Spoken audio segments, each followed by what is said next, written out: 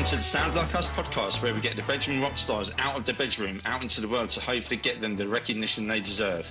During the interview, we get to know an artist by asking them about how important music is to them, from how their early life shaped the musician they became, to live music, to their first foray into writing and producing music, and what they have planned for the future. Please like, follow, share and subscribe in all the usual places, so Spotify, Apple Podcasts, Amazon Podcasts, Instagram, YouTube, etc. A big thank you to everyone that has done so already. Please spread the word far and wide to your friends, family and even that annoying prick you sit next to at work. If you like the podcast, please subscribe on whatever podcast platform that you use, as this helps give the algorithm a big old slap in the chops and gets these musicians even more of the exposure they deserve. If you're a musician, singer, songwriter, rapper, producer, DJ, MC, or even, God forbid, a drummer, and you fancy joining me on the podcast, please don't hesitate to get in touch and we will get you on. Thanks for listening and enjoy the show.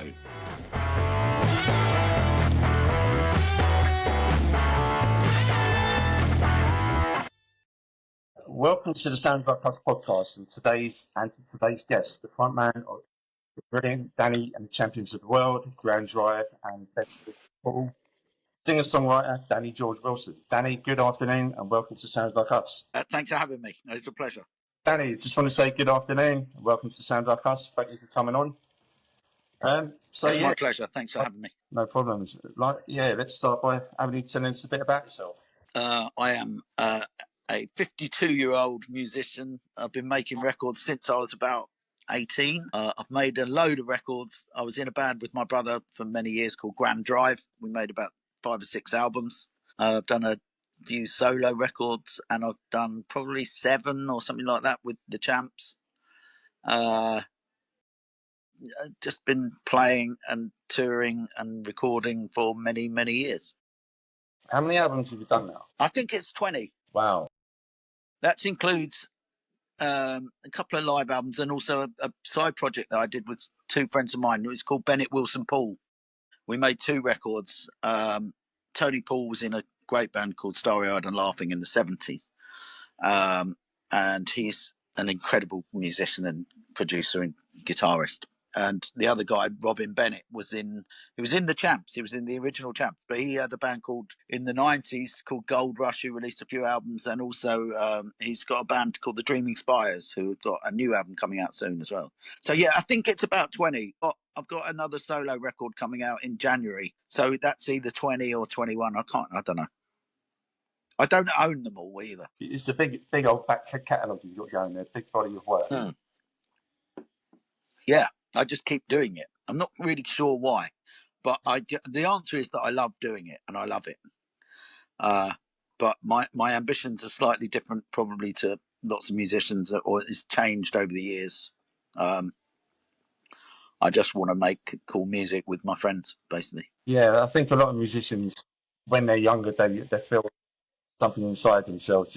They need to get this thing out, and then might feel a bit of pressure from record companies. But I guess that the older they get, they feel more that pressure's off, and I think a lot of musicians make better music the older they get. Yeah, definitely. It's a shame that so many bands these days don't get to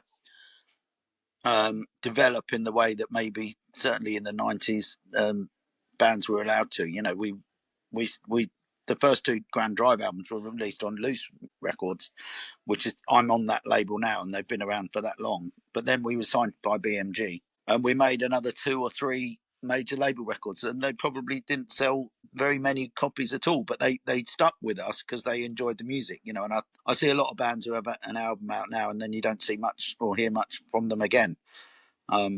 But we were, you know, I don't know whether we're a different case, but, you know, I've just always enjoyed it and always been lucky enough to have an outlet. You know, I've always had labels that have wanted to put out my stuff. So it's been, it's lovely. Yeah. Lucky. So as you were growing up, how did the music your parents listened to influence you? Did that have an effect on you?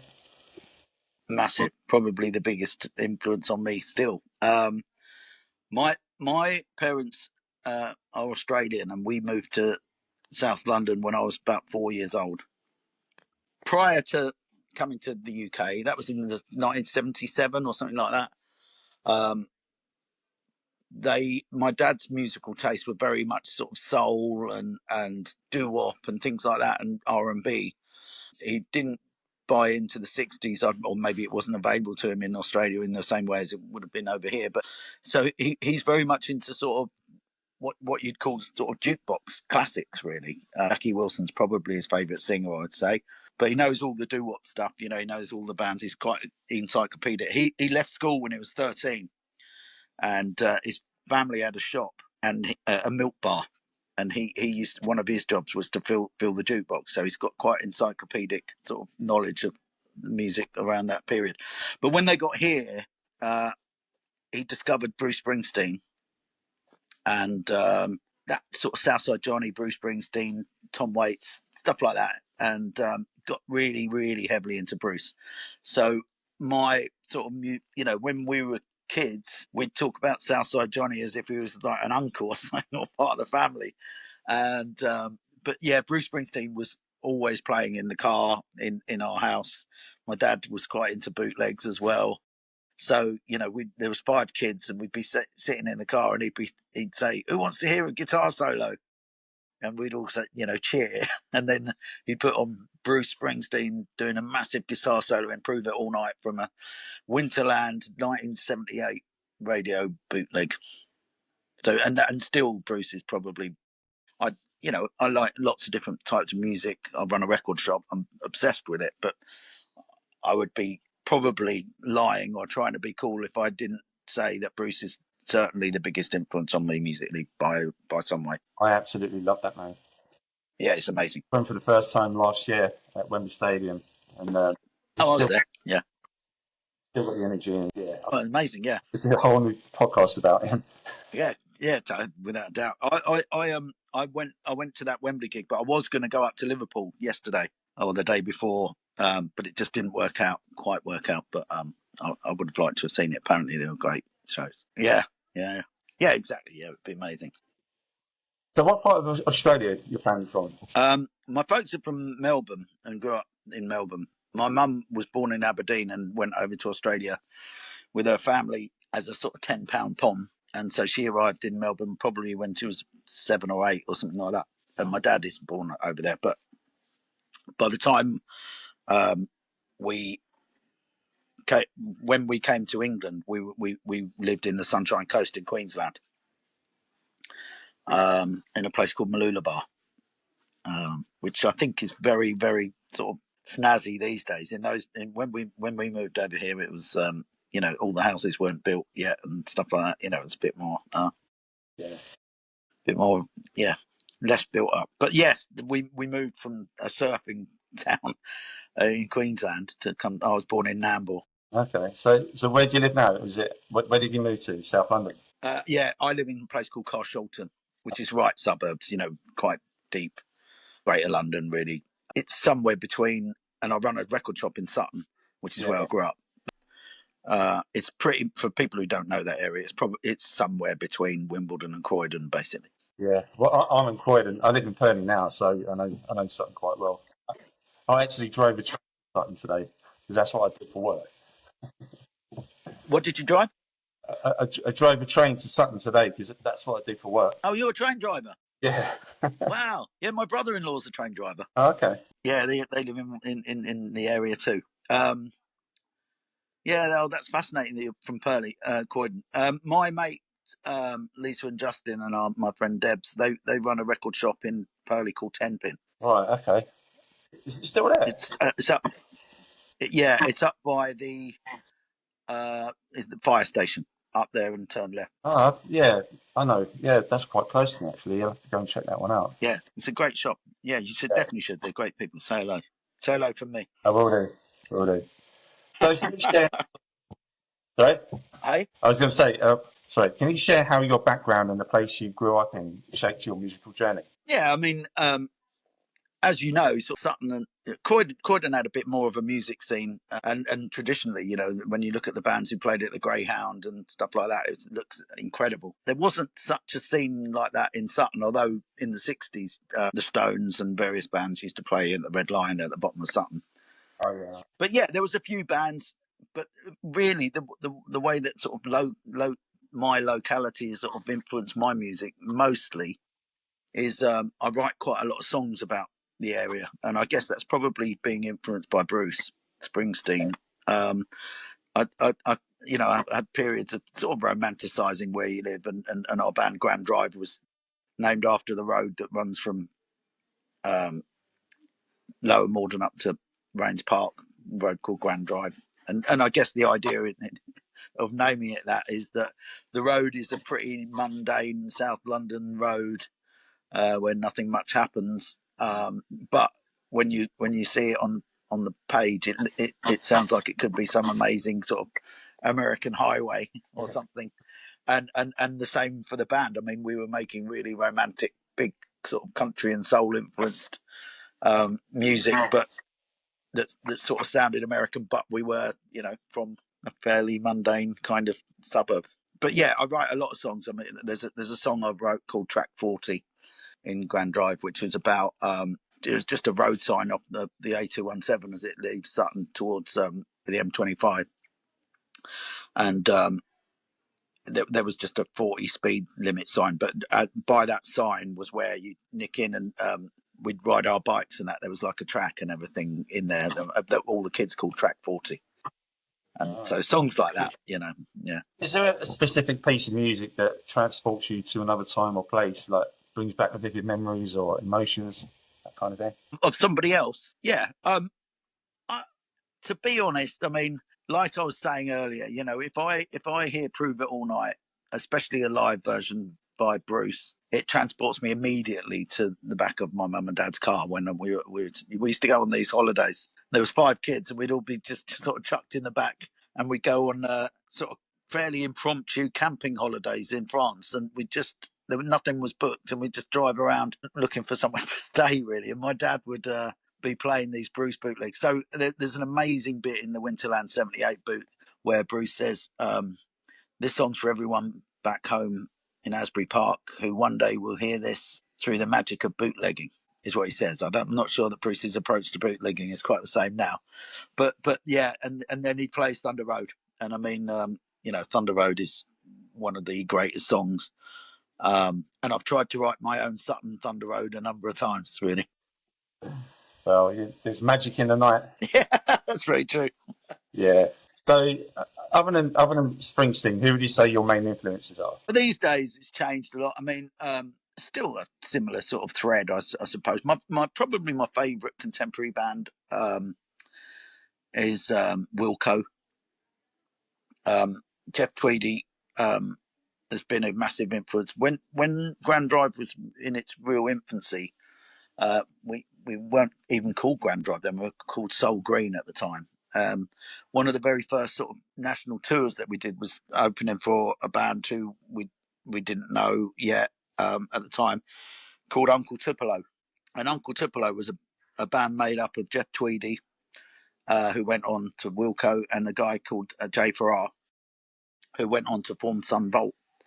And Uncle Tupelo, a total classic, complete, brilliant kind of cult country indie sort of country punk sort of band.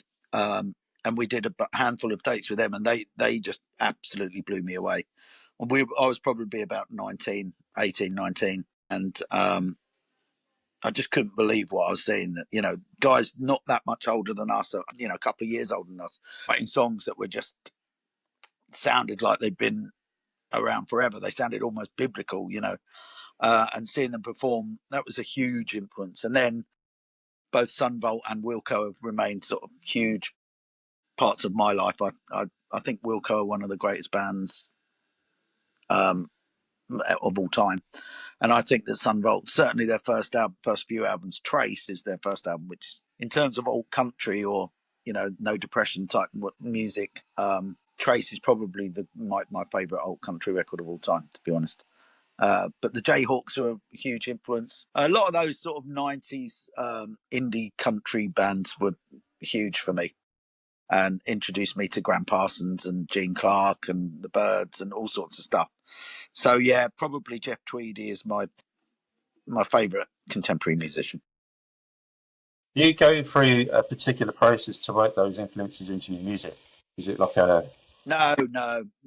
It just comes out like it comes out. I love songwriting, but I'm trying my damnedest to not be too precious about it. I don't. One of my things that I'm trying to avoid generally, and I've been guilty of it before, without a doubt. I think everyone who writes songs is that I don't want to fall into the trap of it being too important or trying to convey a bigger message than is required. I quite like, and that's why I like Wilco so much. It doesn't every song doesn't need to be all things to everyone. Do you know what I mean? Whether that's Don't Look Back in Anger or, the reason why those songs are huge is because they don't come around very often. But I see a lot of people falling into the trap of every song having to be a real, touching or moving. I quite like silly songs. John Prine is one of my favourite songwriters, and he writes really human, really beautiful songs, but they're very simple and quite often comedic. They're funny, and that he seems to me to sort of understand the temperature of humanness. It's not, his song "In Spite of Ourselves," which is one of the most romantic, beautiful duet songs, which he duets with Iris Dement on. One of her lines about her fella is, "He ain't got laid in a month of Sundays. I caught him once. He was sniffing my undies." But it's moving. Do you know what I mean? It's just so, yeah. I try and avoid trying to be the answer, because the truth is, some songwriters are real poets. We've spoken about Bruce or John Prine or Jay Farrar. These guys, they can write incredibly important music, but you've got to let it happen. Their approach to it is really wonderful. So I'm trying to write personal things sometimes, trying to write things with a little bit of reality in them. Really, it's not all rolling down the window and the wind blowing through your hair. Sometimes you put your shoes on the wrong feet. You've just got to try and be honest, which I try. I think that's what people connect to most about music. They can see something of themselves. I mean, it's an interesting thing, because we all love those songs, where everyone wants to put, lock their lighter above their head and everything, but then you just can't do it every time. You need Johnny Be Good. You need some Johnny Be Good, or That's All Right, Mum. You just need some rock and roll sometimes, or Satisfaction or something. It's not all candle in the wind. Yeah, Definitely not. So, what was it like starting out in the band? brilliant. We we hired a little room under a car showroom in Carshalton, and us and our mates used to rehearse every day, and we were just absolutely obsessed by it. We was very much still learning. I mean, but everything was really exciting. Me and my brother and two mates moved into this house together, and we had all the band gear set up in the living room from time to time. And our mate Ben, who we lived with, he bought an old post office van, and we were lucky enough to know a few people and got a few tours with people. We toured with Uncle Tupelo, like I said. We were doing gigs, I think, with Green on Red, or we did tours with Bare Naked Ladies, first couple of tours. We were really out of time. We weren't a Britpop band. We weren't particularly cool. We were just young guys from the suburbs who loved music and wanted to write songs. Like, we would talk about things in fairly romantic terms. We wanted to be like the E Street Band or Booker T and the MGs or the great bands, and we wanted to write songs like Dan Penn or Bruce, or we were massively ambitious for the music, but we were very wet behind the ears when it came to business or image or stuff like that. And to be honest, thank the Lord that we were. It's hard to come back when you're cool, or you're flavor of the month. Once that passes, it's quite hard to continue doing what you're doing. I think it's a really healthy thing if you want to make music over a very long period and build up a big body of work, that you don't you're never the new next big thing. I think it helps. It might be frustrating at the time though. What was it like creatively? Was it easy to write together? Yeah, we wrote some great music together. I mean, all the Grand Drive records I'm very proud of, but the second Grand Drive record is called True Love and High Adventure.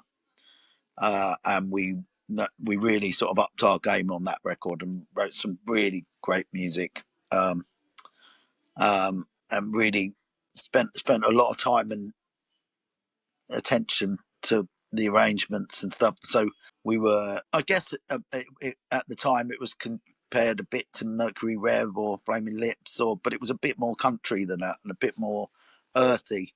But we really, there was flutes on it and mellotrons, and it just sounded really great. And that was quite a moment for us when the writing really sort of became, something happened. But we found it very easy.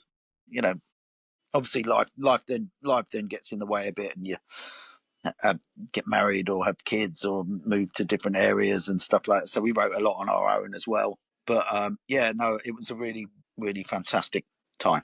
It was great. What was the first piece of music that you ever wrote? When I was about 11 or 12, I bought a guitar at a jumble sale, and I was really into blues. So I wrote some pretty awful blues sort of songs. But when you're that age, you got nothing to say really. I should have written more songs just about me and my mates. But at the time, you really, in my head, I was BB King or something. So and there was this Aussie guy, and he gave me some guitar lessons, and he had a 4-track recording machine, and we did a little demo of these songs. I mean, it's shocking. It's probably super cringeworthy, but that you've got it's learning, and then started writing songs fairly regularly. I always did gigs. I was doing gigs from the age of 13, 14. We'd put on gigs in like a scout hall and sell tickets for £2, and all of your mates would come, and then sort of graduated to sort of be doing. There was a club in Wimbledon called the William Morris Club, and that was a sort of where the indie kids kind of congregated, and we'd do gigs there, and all the kids from school would come along, and it was great. It was great actually.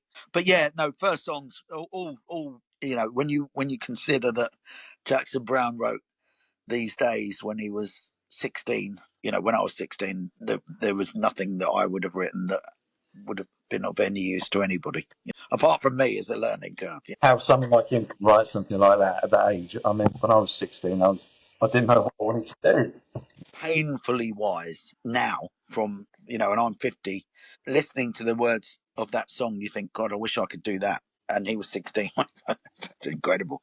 He writes some amazing lyrics. Do you remember how it felt the first time you created something original and you heard it, listened to it back and Yeah, I was over the moon. I mean, aside from those really early things, the first, as I said before, Grand Drive became Grand Drive. We were called Soul Green. It was the same band. We just changed our name, and that was after touring with Uncle Tupelo. We changed our name. We went, okay, right, we got to up our game here. But the first Soul Green demos were recorded a studio in Selhurst or Thornton Heath, a studio called RMS. We went there. We recorded, I think, 4 songs straight on the first time. I remember sitting in my mum and dad's kitchen. We had a little cassette player on the table, and my mum and dad and everyone sort of gathering round to listen to it. And I think everyone was really sort of shocked at how good it was. And actually, from those demos, we signed a publishing deal when we were really young. From that, we made a few more demos and stuff, but we got signed pretty much straight away at that time. It was really weird. It didn't lead. It led to where we are now, and I guess it was a blessing and a curse. I think we probably thought it was easier than it was, but we were just very lucky. Got a little. It wasn't a big deal or anything, but we got we got a little bit of money and a lot of confidence from it. That people in the industry thought that we were good. But our parents were blown away when they first heard that demo. They were like, shit, you're actually quite good. that's the big thing. Yeah, mega. Yeah. They've always been super supportive. Yeah. Do you remember the first gig that you ever went to? I probably slightly mixed up a few experiences in my head with my 2 brothers and stuff like that. There's a lot of legend or family stories and stuff like that. But I think that my first proper gig that I went to was with my dad and probably my brothers, and it was Southside Johnny and the Asby Dukes. Okay. Saw Little Steven soon after that, and also there's a song if Danny and the Champs have anything approaching a sort of signature song that we feel that we have to play every time. There's a song called "Never Stop Building That Old Space Rocket," and yeah, well, that's a true story of me and my dad. We were on one of those mad camping trips that I was talking about, and my dad had seen that there was the Fabulous Thunderbirds were playing like 20 kilometers away from this campsite, and my dad always used to love playing balls with the local guys and that, and drinking pastis and getting slightly spanned. So he couldn't drive. So me and my dad went, oh fuck it, let's hitchhike. So me and my dad hitchhiked to this Fabulous Thunderbirds gig, and then got a lift back in like total classic sort of 40s Citroen car. It was essentially, and it's called "Never Stop Building That Old Space Rocket." And I would have been about 14. That would have been it wasn't the first gig by any means, but it was one of the more memorable early gigs. That just because the sort of whole scenario, hitchhiking to a gig with your dad, it being Fabulous Thunderbirds with Jimmy Vaughan, who was one of my favourite musicians, and just the whole story of it, the sort of the lesson in flying by the seat of your pants, really. That was great. I also remember another gig that when I was 14, I went to see Rory Gallagher at Hammersmith with my mate and his dad, and that was a really big moment for me. It's a gig that I remember fondly and vividly. The first gig I ever did, I hired a scout hut in Grove Park in Carshalton, and me and two older kids. It was called. This is when I thought I was a blues guy, but it was called Danny Wilson's Badge, and it was named after the Cream song. And we'd sold tickets. I made little flyers, and a bunch of people turned up, and it was really early for me. We must have rehearsed for it. I had some original material, and we did some covers. I think I recall doing a Buddy Holly song, but I was so into sort of blues guitar playing, but I wasn't. I didn't have any chops, and I wasn't a good guitar player by any stretch of the imagination. Still, I'm pretty good at accompanying myself now, but I'm not. You wouldn't hire me as a guitar player in a band. But and I remember after the gig, my brother said to me, "That was absolutely brilliant. Like the guitar solos were so sort of mental and kind of shit, but I think he was absolutely blown away by the sort of audacity and the avant-gardeness of what was coming out." But that was probably my first gig, Danny Wilson's Badge at the Scout Hall in Grove Park. And probably soon after that, my brother went to Polytechnic when I was probably about 15, 16. And he played keyboards, my brother, and he joined a band playing Hammond organ in a very sort of sharp. They were called Indian Rope Men, and they were sort of a bit like the Charlatans, but with some slightly more cosmic influences as well. They did Try to Hard by Gong, and they used to do Master of the Universe by Hawkwind and stuff like that. It was very sort of early baggy days, so it was quite sort of Charlatans, a lot of Hammond. But when he used to come back from college, we'd just jam, and we'd tape these jams. There must be cassettes still in my mum's loft or something of me and my brother just taking it in turns to sort of do massive. He was really into Jimmy Smith and stuff like that, so he'd be doing these mad, and Brian Auger and the Trinity, and he'd be doing these mad Hammond solos, and I'd be playing some riff, and then he'd sort of go to play. He'd be the riff player, and I'd do terrible sort of like blues solos. It was funny. It was good. It was good times. Yeah, good times. Looking back out of all the performances you've done, which would you say is your best? Which stands out? I don't know best, because sometimes, where the record shop is here, it's in a venue called the Sound Lounge in Sutton, great venue. And every now and then there'll be something really impromptu happens. Hannah White, who runs the place and releases records, and Kieran Marshall, her husband and musical partner. But like, for instance, this Sunday gone, there was no gig on here, and because I'm here and running the shop, they said, "Oh, should we just have a jam today? Should we just all play some music?" And there's lots of musicians around, and that may as well have been the best gig ever. But just nice impromptu things like that, I probably get as much enjoyment out of things like that. as I do, but something a bit more organised. But I've got to say, the last Champs headlining show in London was at the Garage in Highbury and Islington. That felt really special, massive crowd for us, 500-600 people at a London show, and just the sort of love and the sort of everybody kind of wanted us to really do it, and it was really lovely. But there was one other gig that really sticks out for me is we did a festival in Spain, in Bilbao, called in Vitoria, called Azcana. It's a really brilliant festival. Look it up. Every year they have the most amazing lineups. But we basically, there's a slot every year which is in the town centre, in the square, this huge square. And they have a special band who comes and plays just one set in that, and we were chosen to be that band. I think last year was Truck Profit. It's a real honour. And when we went on stage, I don't know how many people there were, but if someone told me it was 10,000, I'd believe them. It was massive. And that was just such a joy. It's quite weird playing bigger gigs, sometimes much less nerve wracking than smaller ones. I've done a few house concerts, and they're like, when, people, you really see the colour of everyone's eyes, it's you can smell people's aftershave. That's quite nerve wracking. But doing a big gig it's almost like what you've been preparing for all these years. Do you know what I mean? So that felt, the bigger gigs that we've done always feel really fun, really great. It's the littler ones, the really personal ones, that are a bit more nerve wracking. Yeah, I went to a gig at the Green Note in Camden a couple of weeks Yeah, ago, and we was in the downstairs bit, and it was really really it's small. tiny, isn't it? Yeah, Yeah, it's like a cupboard.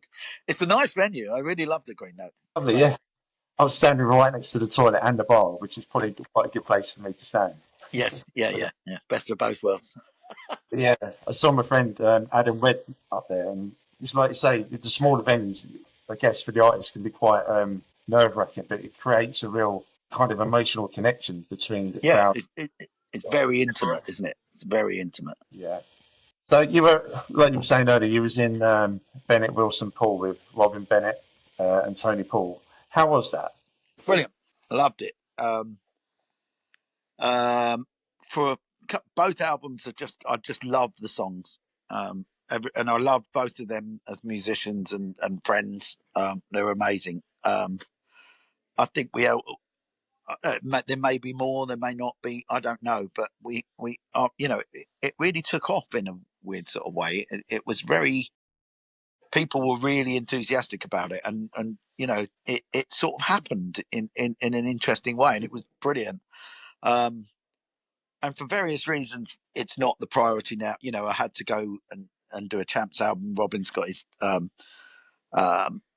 Dreamy Spires stuff and everything he does. And Tony's, they released a new Starry Eyed and Laughing record, which is fantastic, like a year or two ago. And he's making a solo record. So we're all still in touch. We're very much in touch. And it would be really nice to make another record. We'll see. We were talking about doing a covers record, which may sound unambitious, but everything that we were talking about was pretty obscure, to be honest. But it would have been really fun to. I always want to do more covers than I've ever done, because just to share some of the songs. They're not big, hits, but just to share some of the songs that you love the most with people who may not know them it's something that I'd really like to do. But there never seems to be enough time to, it takes a lot to work out lots of covers. But me and some friends locally are planning on doing a little covers band, so you may well hear about it. Yeah. Is there a big difference when you're in a group with other established artists as opposed to what you were doing before? Does it work creatively differently? Yeah, I mean, a lot of the songs from Bennett Wilson Poole were written by the three of us. A lot of the songs were written by me and Robin. A few we wrote on our own, but it was, yeah, very creative, really fun, no pressure. And the gigs were, I find gigs to be completely joyous. None of it's a stress for me in any way. I love it, absolutely love it. It's almost my most natural place, that I'm a natural, but that I feel very, very at home performing and being in playing to an audience of people. But with Bennett Wilson Poole, because Robin and Tony are so talented and brilliant and frontmen in their own right, it massively took off any pressure. So it was kind of just a laugh, You didn't, I wasn't Danny in the back, I wasn't Danny in the Champs or whatever. I was just one of three names, so it was really fun. Loved it. What is your favourite all-time song of yours to perform live? There's probably two, if I can be so bold. One is a song I mentioned earlier, trying to write sort of like Thunder Road, but from the point of view of a Sutton guy. And it's not musically like Thunder Road, but it's a song called Red Tree Song, which is on the very first Champs album. And we don't do it as a band, but I always do it when I play solo. It's one of those songs. I love the words. I love the lyrics. It's very local. It sort of takes in the Wandle. It talks about walking by the water and stuff, and that's the Wandle. But it also talks the red tree in the song. It at the end of the A217 was one for a little period of time. There was a tree. I think it was kind of. It didn't seem to have any foliage on it. It might have been a dead tree. It was in the middle of a field that was a completely barren field, and it had been painted red. Okay. And that was the sort of catalyst for the song.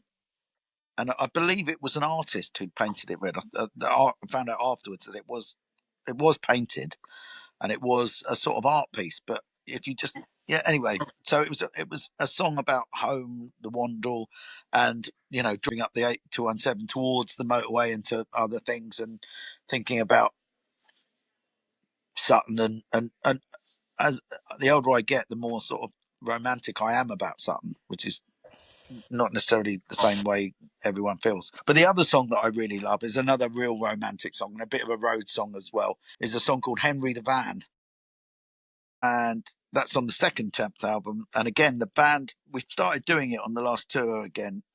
Didn't play it for a little while, but it's about this van that we used to. I had this like camper that we'd all jump in and go and do tours and gigs in, and it was really fun and really romantic. And it talks about the van breaking down in near to Aberdeen, which is where my mother was born, and it says in the song. But I guess the song is an analogy for bands rather than our vehicle. It says, "Is this the end of the road?" Basically, sort of, and I think it was written at a time where wasn't sure where anything was going, or whether in the band, the Champs at the time with Robin and all the guys, Trevor and Nana and all sorts, and Joe and everyone. It was a bit more of a collective at the time. It wasn't really. It was whenever anybody was available from their other bands, their day job bands, sort of thing. So I think I was just considering where everything was going, and then the band broke down, and it's a bit of a sad song. And the van was called Henry, and that's one of those songs that I get. It's probably the most requested song for me.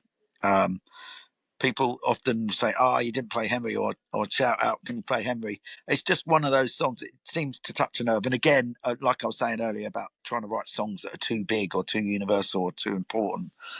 It's a very little song about our van, but it feels like it says more. It's lovely. I don't mind saying myself, but both of those are two songs as well that when I wrote them, I kind of thought, you know, they're better songs than I am. You sort of think, shit, where did that come from? I've really blown myself away. That's good. It doesn't happen every time. Uh, how did the events you've done with Robert Elms, one of my favourite broadcasters, by the way, at the Betsy Trotwood and the Sound Lounge in Sutton, how did that all come about? Well, I'm doing one tomorrow, funnily enough, in London Bridge. Oh, I heard about that one, yeah. Yeah. Well, basically, Grand Drive were on Robert's show many years ago, many times. Then the Champs have been on. I've been on his show many times. Become friends, Yeah. and we often chat about the Neckerchief Rock stuff and his love for Ronnie Lane and my shared love. And we've just become mates. So I think I suggested it, saying to him, "Look, why don't we do like a live version of your show? Not a live recording of the show, but a live version with an audience, with all your set pieces, like Listed Londoner.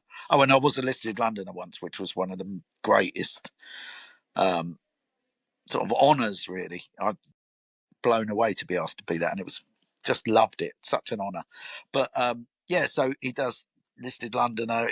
Me and him have a chat about Neckerchief Rock, and me and Lushy from the Champs. We always play some songs, Ronnie Lane songs and stuff, and Rock and Roll Route Masters there. Just guests, and it's just really a lovely, lovely thing. We're going to be doing more this year. But yeah, no, Robert's become a really good friend. It's nice. He's a good guy. I love listening to the show. If we weren't doing this now, I'd be listening to it now. Yeah, he's brilliant. Whenever you do your next show, I'll definitely try to come down. Yeah, please do. What are your earliest memories of recording? Probably when we were, I don't know, I was probably 15 or something. Me and my brother bought this 4-track recording machine. I don't know where we bought it, but it was made by Vestax, and it was it wasn't like a Fostex little thing. It kind of had quite a vintage. It had like wooden sides and big coloured knobs and everything, and we did loads of stuff on this 4-track machine, and we loved it. We just used to, but we'd have, if we weren't doing something that was our songs and recording, we'd be making silly stuff with our friends, like one of our mates, Ali. I think it was Ali. My brother made a song called a little mini album called "Sing Along" a Marquis Smith, and I remember a version of "I'm a Believer" with Marquis Smith singing it, or an impersonation of Marquis Smith. But we were always doing stuff. It was that machine was like just amazing, just something that really ignited stuff for us. It was brilliant. But I remember probably 16 years old, starting mucking around with different things. So I had a record that was like breaks and beats, and I'd put down like 4 minutes of just like a drum, like the funky drum or something. Yeah. And then I'd play like a Jim Morrison poetry reading over the top. And then I got this really weird little Bon Tempi keyboard, and made some sort of like just sort of pads sort of thing. And I remember taking them into school and kids going, "Yeah, that's really cool." It was really fun. But it was an opportunity to really experiment. To be honest, we did all sorts of stuff on it. I had a sort of, when I was probably about 15, we had with mates at school, had a sort of thrash band, and we recorded some demos, which I wish I had, but Osrix was sort of around at the time as well. So we were trying to do sort of Metallica sort of riffs, and then would go into these sequences that were sort of much more sort of Osric tentacles. It was great, but it basically, this 4-track gave us the opportunity to really experiment with all sorts of things, and it was really, really important. I think it was great. Loved it. So where do you do your main part of your recording now? I'm not a huge fan of studios, really, or being in studios. The last Champs album was recorded in various different places. I did the vocals in a sort of unused building in Morden for a couple of days. The drums were recorded at Joe and Robin Bennett's little studio up in Oxfordshire. We did all the guitars and the pedal steel at Henry, our pedal steel player's house in Brixton. All over really. But that's I'm not particularly technical. I don't have any recording equipment myself. I make, if I'm writing songs, I just sing them into my phone. And other people who are much more talented and that sort of thing than me, luckily take over and do all the work. Yeah. Is there a track of yours that carries a deep personal meaning for you? Yeah, I think that the ones I've mentioned, really, Space Rocket, the ones that are about my parents or childhood and stuff like that, mean an awful lot. There's a song on the new Champs album. The album's called "You Are Not a Stranger Here," and there's a song on that called "I'm in Love," and it's not a strict love song. It's about it describes a lot of objects and books and things that are in me and my wife's flat. And I'm not saying I'm in love with objects, but I'm in love with what we've created around us, sort of thing. And it talks about a photograph of me and my wife, Jazz, when we were kids. And it talks about that photo, but not in great detail. It's just it just sort of references it. But that song means a lot to me because it's about the things, and I love where I live, and I love the people around me, and I love the history of that you tend to sort of collect. So Yeah, yeah, that's an important one. all these things that you sort of build up yourself and over the Yeah, years. it's great. It's important. So yeah, that kind of brings us on quite nicely. Like you say, you've got a new album that's come out called "You Are Not a Stranger Here." You want to talk us through the inspiration behind it? Behind the title, Yeah, and the songs. um, well, for a long time that the album had a working title of "The Poetics of Space," which is, it sounds very highfalutin and kind of pretentious, but I was quite happy to make quite a pretentious sort of album in a way. Definitely wanted to make something that wasn't like we'd made before. That was a lot more sculpted and a lot more attention to detail. The records that we've made really and have been making over the years have been a bunch of guys in the studio, written some songs, play them, do Yeah, a great take, mix it, and great, everyone's happy. A live band scenario. We love the band, we love the E Street Band, we love all this stuff. So that's how we made music. This one, I wanted to make something a bit more akin to, say, a Peter Gabriel record or something like that, or David Sylvian or Talk, Blue Nile. yeah, Records that are much more sculpted and much more sort of like massaged, and the attention to detail is really apparent, or is there. So musically, I wanted to make something that was different from an earthy recorded live record. I wanted to do something really considered. But the working title was The Poetics of Space, which is a book by a philosopher about spaces and home and what that means. A book by a guy called Gaston Bachelard. But and that actually features in the song "I'm in Love" that I was just talking about. Um, and I was really interested in the spaces around us, or home, or the environments that we create ourselves, that we feel creative in, or happy in, or whatever it is, and the impact of our environment on the way we feel or the things we do.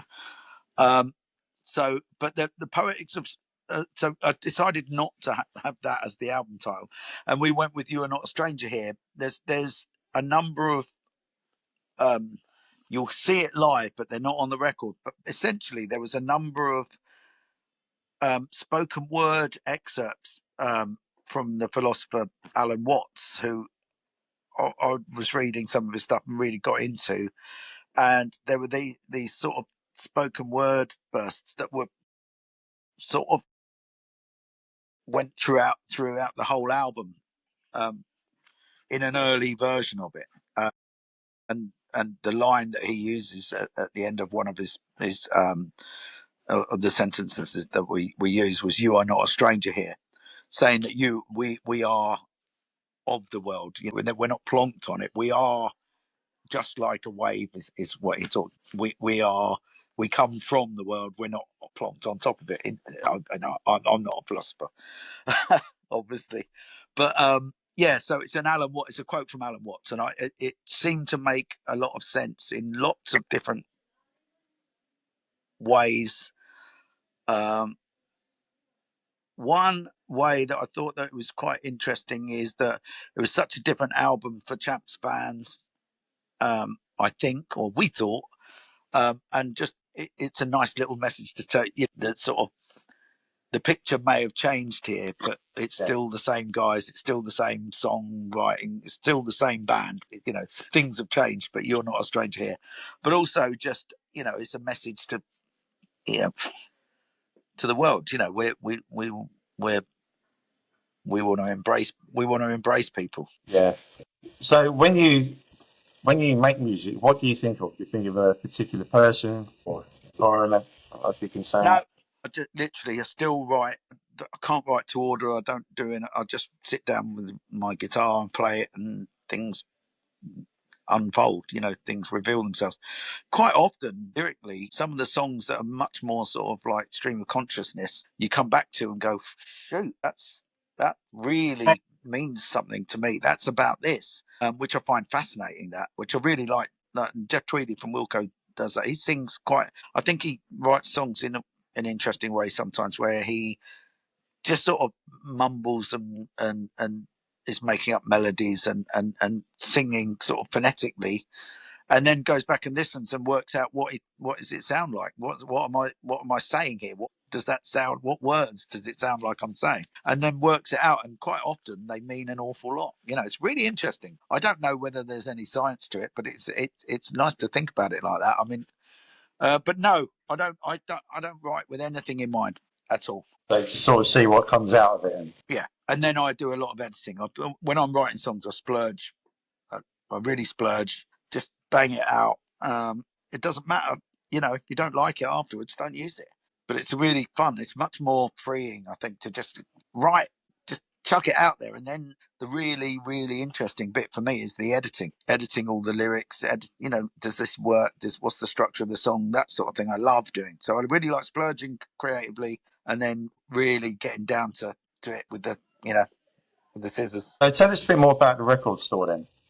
Um, Well, me and my friend Dell were lucky enough to be offered to buy an existing record shop in Lewes called Union Music Store, and it was run by our friends Stevie and Jamie, and they did a great job of running it. And then they wanted to move on to different projects and different things, and they approached myself and Dell. See, he lives in Lewes, to see if we'd like to take on the shop from them. And that was about 7-8 years ago, and we did. I thought it was. He said, "Do you want to do it?" I was like, "I'm so in. It's unbelievable." So for a number of years, I just travelled down um, to Lewis, and me and Dale worked together at Union Music, and then COVID and the lockdowns hit. So um, that sort of, obviously the shop closed for a little bit, and that. But during that period, Hannah and Kieran, who have run venues called the Sound Lounge in this area of South London for a number of years. They had one at Merton Abbey Mills in Collierswood. They had one in Tooting. They've had one in Wimbledon, and now they have one in Sutton. And when they were planning to open the one in Sutton, I had a drink with them, and just to say, look, if you need any help with booking anything or bands or introductions, obviously they've got plenty of people they know themselves, but seeing as I was local and playing in bands, I thought it was a good idea to sort of chuck my hat in the ring to just be helpful, Yes. because it's great. I mean, as you know, it's the only dedicated grassroots live music venue in Sutton, and it probably it's not it's a bit of an oasis. There's not loads of music venues in this area, so it was a really great thing that I was really, really keen to see happen, and it's been brilliant. But they said to me, well, why don't you open a little record shop in our venue? And this is during the lockdown, so the work was being done on the place, but slowly and everything. Anyway, I jumped at the chance because I'm local, and so I've got a little record shop in the corner of a wonderful music venue and restaurant and bar. So it works out really well. I get to put on various things here. I get to play regularly, um, in a different sort of setting than with the Champs and that. And met loads of local musicians and artists and cool people. It's just a really quite inspiring place. So it's been really fun having the record shop here. I get to be part of the furniture. So if anyone who's listening, if you're in the area, definitely come down and check out the Sound Lounge. It's a great place. I've been meaning to come down for such a long time. I haven't managed it yet. Well, I'm doing these. I've started doing these Sunday sessions. The first one was a couple of weeks ago, and I've got one on July the 6th, which is the shop in Sutton is called Looking for the Magic. And it's called Looking for the Magic Sunday Sessions, but it's just mates or people I know who are touring or over from overseas or local or whatever. It's a Sunday between 4 and 8 at the Sound Lounge in Sutton, monthly-ish. And I've got the next one on July the 6th. I've got an amazing lineup. I've got a Canadian singer-songwriter called Sarah Jane Scouten, whose music I'm a big fan of. Brilliant American singer-songwriter who's been around for a while, Jeffrey Dean Foster, and Elise LeBlanc, who is over from Canada too. So and it's free. It's free with a donation or pay what you can sort of thing. But come down to that, July the 6th. It'll be really good. Great music. I'll clear the diary and I'll come down. Yeah, do. It'd be great. So, what is one of your most memorable moments from a live show? It's difficult to say. Let me ever think. I read this question. I was thinking, oh, most memorable moments. I don't know. There's been so many. I mean, we've had, people. I'll tell you what was a really memorable moment for me in a live show was when we were. I'm just plugging in the phone. It's running out of batteries. When we were in Grand Drive, we were really lucky. Like I said earlier, we were really lucky enough to tour with some of our heroes and some of our favourite bands. But we did a tour, a really great tour actually. We did a tour with the Jayhawks when their Rainy Day Music album was out, and that was just such a, like I said, that was a real thrill because we were huge fans. They're such a big influence on us. So getting to tour with them and play every night was just amazing. And Gary Lewis, the front man, invited me and my brother to come and join the band on stage with them every night. Oh, really? Wow. So I got to sing Tailspin with the Jayhawks every night, and in their encore.